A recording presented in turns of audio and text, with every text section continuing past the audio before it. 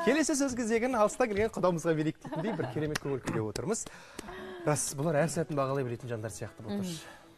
Туф, шіркін-ай, не деген дауыс иесі деп сізге таңғалып отырмын, Балжан ханым, қошемет соқып қояқшы екеуміз. Келгендеріңізге көптен көп рахмет. Енді осы жерден біз үзгіміз келіп отыр. Тағы да бір ән сұрайық десек, бізде уақыт шектеулі. Сізге жұмыстарыңыз алға баса берсін, еңбектеріңіз жана берсін. Осылай әйтеуір қонаққа келіп тұрыңыздар бізге. Шақырғандарыңызға рахмет. Таңғы хабар бағдарламасы өрлей берсін, өркендей берсін. Тыңдармандарыңыз көп болсын. Шығармашылық табыс тілейміз. Те бренд, ол тек қана Тараздың емес, немесе қазақтың емес, әлемдік деңгейдегі ұлттық өнерімізді насихаттайтын брендке айналуына тілектеспін. Алға! Те брендтің жігіттері және арпа ішінде бір-бірдей болған ұлтап деп қойсаңызшы.